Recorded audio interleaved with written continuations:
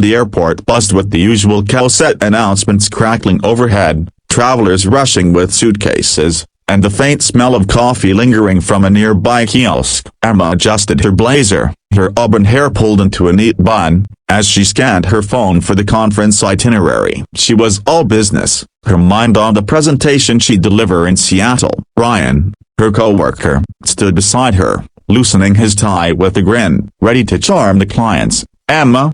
he teased, his blue eyes glinting with that playful spark she'd grown used to ignoring. They'd worked together for 2 years at Pinnacle Marketing, a dynamic duo on projects but strictly professional. Emma rolled her eyes. "Focus, Ryan. This pitch could land us the Henderson account." Their flight was smooth, the plane slicing through clouds as they reviewed slides. Ryan's jokes about the tiny pretzel packets broke Emma's focus, making her laugh despite herself. By the time they landed, the drizzle of Seattle greeted them, and they grabbed a cab to the hotel. At the front desk, the clerk's face fell. "I'm so sorry, there's been a mix-up. We only have one room available. Broken bar with one bed." Emma's stomach dropped. Ryan raised an eyebrow. "One bed? You're kidding." The clerk wasn't kidding. Exhausted, they agreed to figure it out, dragging their luggage to the elevator. Emma's mind raced at sharing a room with Ryan. Impossible. He was charming, sure, but this was a line they didn't cross. The room was cozy, modern, with a single king-sized bed dominating the space. Emma stared at it, her cheeks warming. "I'll take the couch," Ryan offered, but there was no couch, just a stiff armchair. "Great," Emma muttered. "This is a nightmare." Ryan shrugged, tossing his bag down. "We've survived worse deadlines. We'll manage one night." Emma wasn't so sure. She unpacked her laptop, insisting they focus on work. They sat on opposite sides of the bed, papers spread between them, but the tension was palpable. Every accidental brush of their hands as they reached for the same document sent a jolt through Emma. Ryan seemed unfazed, cracking jokes about their romantic predicament. By midnight, exhaustion won. Emma, in pajamas, claimed one side of the bed, building a pillow wall. Ryan chuckled. "Fortress Emma." "Huh?" she glared, but his laugh was disarming. As they lay there, the room quiet except for the hum of the city outside, Emma realized sleep wouldn't come easy, not with Ryan so close, his presence somehow louder than her racing thoughts. Morning light filtered through the hotel curtains, painting the room in soft gold. Emma blinked awake, disoriented, her body tangled in sheets. She froze. Her pillow wall was gone, and Ryan's arm was draped across her waist. Her heart thudded. He was still asleep, his dark hair messy, breathing steady. She carefully extricated herself, mortified. How had they ended up like this? She tiptoed to the bathroom, splashing cold water on her face, willing her pulse to slow. This was Ryan, her co-worker, her friend, the guy who left coffee rings on her desk. Nothing more. She repeated it like a mantra. By the time Ryan woke, stretching with a yawn, Emma was dressed, her professional armor back on. "Morning, Rumi," he grinned, oblivious to her inner turmoil. "We survived." She forced a smile. "Barely." "Let's get to the conference." They grabbed coffee downstairs, the awkwardness fading as they slipped into work mode. The conference center was a sleek glass building,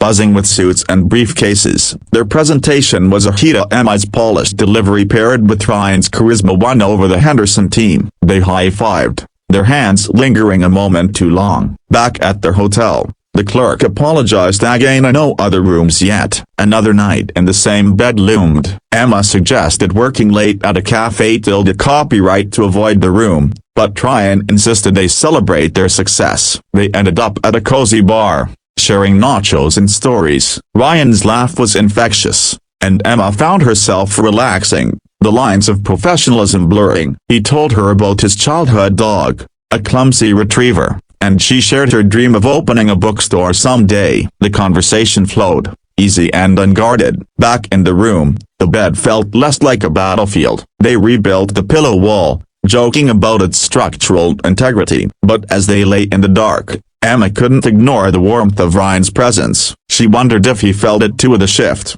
the unspoken something. Sleep came slowly, her mind replaying their laughter, his arm around her that morning. She told herself it was nothing, just the forced proximity, but a small part of her wondered what it would be like to let the walls pillow and otherwise fall. The second day of the conference was a whirlwind of meetings, networking, and a keynote that left Emma scribbling notes. Ryan was in his element, charming clients with ease, but she caught him glancing her way, his smile softer than usual. It unsettled her. They were colleagues, nothing more, yet the shared bed situation was chipping away at her defenses. During a break, they grabbed sandwiches, sitting on a bench outside. Ryan nudged her. "You're killing it in there. Henderson's eating out of your hand." Emma flushed. "We're a team. You're not so bad yourself." The compliment felt too personal, and she busied herself with her phone. Back at their hotel, the clerk had bad news: still no rooms. Emma groaned, but Ryan just shrugged.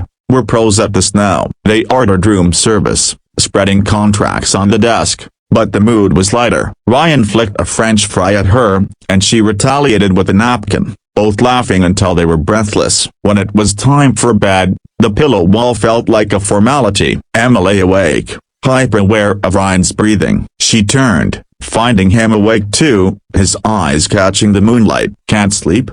he whispered. She shook her head. "This is so weird." He chuckled. "Word good or word bad?" She didn't answer, unsure herself. They talked instead about fears, dreams, the little things they'd never shared at the office. Ryan admitted he'd always admired her focus, her drive. Emma's chest tightened. She hadn't expected that. She confessed she envied his ease with people. The conversation stretched into the early hours, the pillow wall forgotten. When they finally drifted off, Emma felt a strange peace, like something had settled between them. Morning came too soon, and they untangled themselves awkwardly, avoiding eye contact. At the conference, their synergy was electric, but every glance carried new weight. Emma wondered if anyone noticed the shift. Ryan's hand brushed hers as they passed the water bottle, and she didn't pull away. The day ended with a client dinner, but all Emma could think about was the bed waiting for Emma and what it meant that she wasn't dreading it anymore. The final conference day was a blur of handshakes and business cards. Emma and Ryan were a well-oiled machine, closing deals and earning praise. But beneath the professional polish, something simmered. Emma caught herself watching Ryan's easy laugh, the way he adjusted his tie when nervous. She shook it off, focusing on their closing remarks. The Henderson team was impressed, hinting at a contract. Back at their hotel, the clerk finally offered a second room. Emma hesitated, surprising herself. Ryan raised an eyebrow. "You sure you want to abandon our cozy setup?" She laughed, but her heart wasn't in it. They agreed to stick with the original room or less hassle. They reasoned. Dinner was at a rooftop restaurant, the Seattle skyline sparkling below. Ryan raised the glass to surviving the bedpocalypse. Emma clinked her glass, her smile genuine. They lingered over dessert, the conversation turning personal again. Ryan shared a story about his sister's wedding, how he'd cried during the vows. Emma admitted she'd always wanted to travel to Iceland. The night felt like a date, and neither acknowledged it. Back in the room, the pillow wall was a joke. They didn't even bother. They lay side by side, the silence comfortable but charged. Emma's pulse raced as Ryan turned to her, his voice low. "This trip's been a broken bar unexpected." She nodded, words failing her. His hand brushed hers, tentative, and she didn't pull away. The moment stretched, heavy with possibility, but neither moved further. Sleep came, and Emma dreamed of blurred lines and unspoken promises. Morning brought reality. Of their flight home loomed. They packed in silence, the air thick with what wasn't said. At the airport, Ryan bought her a coffee, his fingers lingering as he handed it over. Emma's heart ached with confusion. Was this just a trip, or something more? She wanted to ask but didn't. The plane ride was quiet, both lost in thought. Emma stared out the window, the clouds below mirroring her muddled feelings. Ryan was her coworker, her friend, but now, maybe something else entirely. Back in Chicago, the office felt like a different world. Cubicles, coffee machines, and deadlines replaced the strange intimacy of Seattle. Emma dove into work, hoping routine would erase the confusion. Ryan was his usual self, joking, charming, leaving sticky notes on her monitor. But his glances lingered, and Emma caught herself smiling too easily. Their colleagues noticed nothing, but Emma felt the shift like a current under her skin. She avoided being alone with him, unsure how to navigate this new dynamic. At home, she replayed the trip, his arm around her, their late-night talks, the almost moment in the dark. She told herself it was nothing, just forced proximity playing tricks. But when Ryan texted her a silly meme about hotel beds, her heart skipped. They had a project meeting the next day, and sitting across from him felt different. His foot bumped hers onto the table, and she didn't move away. After, he suggested grabbing lunch, just the two of them. Emma hesitated but agreed, her curiosity winning. Over sandwiches, they slipped back into their Seattle ease, laughing about the conference, avoiding the bed-shaped elephant in the room. Ryan's eyes softened as he looked at her, and Emma's resolve wavered. She wanted to ask what this was, what he felt, but fear stopped her. What if it was nothing? What if it was everything? Back at the office, they worked late, the building quiet. Ryan leaned over her desk, pointing at a spreadsheet, his arm brushing hers. The air crackled. "Ma," he started, his voice low, but their boss walked in, breaking the moment. Emma was relieved and frustrated. That night, she lay awake, wondering if she'd imagined it all. The next day, Ryan invited her to trivia night with friends. It wasn't a date, she told herself, but her nerves disagreed. At the bar, his arm rested on her chair, casual but deliberate. Their team won, and in the celebration, Ryan hugged her, his touch lingering. Emma's heart raced, but she pulled back, unsure. Driving home, she realized she couldn't keep dodging this. She needed to know where they stood, even if it scared her. The following week was a test of Emma's willpower. She threw herself into work, hoping distance would clarify things. Ryan didn't push, but his presence was inescapably. His laugh in the break room, his emails with winking emojis. Their colleagues started to notice. One teasing, "You two are joined as the hip." Emma brushed it off, but her cheeks burned. She wanted to talk to Ryan, to define whatever this was, but every time she tried, her words caught. What if he didn't feel the same? What if it ruined their work dynamic? Friday brought a team happy hour, and Ryan convinced her to go. The bar was lively, music thumping, and after a few drinks, Emma relaxed. Ryan pulled her onto the dance floor, his hands on her waist, their laughter drowning out the crowd. It felt like Seattle again, the world shrinking to just them. Later, outside, the air cool, Ryan looked at her, serious. "Ma, about the trip." A broken bar. Her heart pounded, but she nodded, urging him on. He took a breath. "That bed mix-up, and wasn't just a mix-up for me. I've liked you for a while." I didn't know how to say it. Emma's breath caught. She'd hoped, but hearing it was different. She admitted, "I've been freaking out, trying to pretend it was nothing, but it's not." They stood there, the city humming around them, the confession hanging between them. Ryan stepped closer, his hand brushing her cheek. "So, what now?"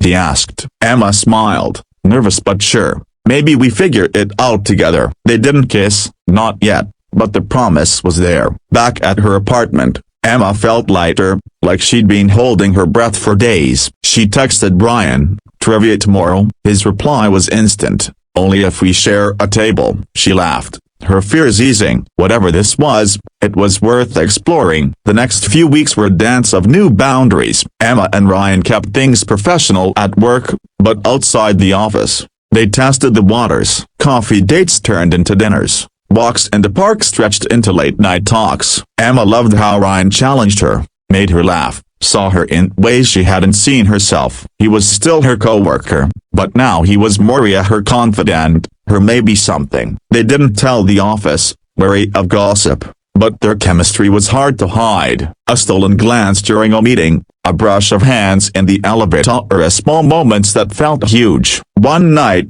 at Ryan's apartment, they cooked dinner, bickering over spices and laughing until they cried. As they washed dishes, Ryan flicked soap suds at her, and Emma retaliated, the kitchen a mess of giggles. He caught her hands, pulling her close, and this time, they didn't stop. Their first kiss was soft, tentative, then sure, like they'd been waiting forever. Emma's heart soared, doubts melting. They spent the night talking, planning a weekend getaway and not a business trip, but theirs. At work, they were careful, but their boss raised an eyebrow when Ryan lingered at Emma's desk. "Keep it professional, you two," she said, but her smile was knowing. Emma blushed, but Ryan just grinned. The Henderson account came through, a win they celebrated as a team, but Emma and Ryan's shared look said more. They were building something, piece by piece. Emma still worried about work, about risks, but with Ryan beside her, it felt manageable. One evening, over takeout, Ryan asked, "Think we'd have gotten here without that booking error?" Emma laughed, "Probably not, thank you." Hotel mix-up. They clinked glasses, the future open, uncertain, but theirs to shape. Months later, Emma and Ryan were a couple, navigating love and work with care. The office had caught on, but their professionalism kept gossip at bay. They'd moved past the awkwardness of that Seattle bed, turning it into a story they laughed about. Emma's bookstore dream grew, and Ryan encouraged her, sketching plans over coffee. He'd started taking night classes, aiming for a promotion, and Emma was his biggest cheerleader. Their relationship wasn't perfect, arguments over schedules, stress from deadlines, but they talked through it, stronger for it. A year after the trip, they returned to Seattle for another conference, this time booking separate rooms with a laugh. But they spent most nights together, the city now a backdrop to their story. At the same rooftop restaurant, Ryan took her hand, his eyes serious. "That booking error was the best mistake of my life," he said. Emma's heart swelled. "Mine too," she replied, squeezing his hand. They'd come far from that awkward first night, the pillow wall a distant memory. Back in Chicago, they planned a future yacht trips, dreams, maybe a shared apartment. The booking error had been a spark, but what they built was theirs. As they walked through the city, hand in hand, Emma felt certain, whatever came next, they'd face it together. No walls needed,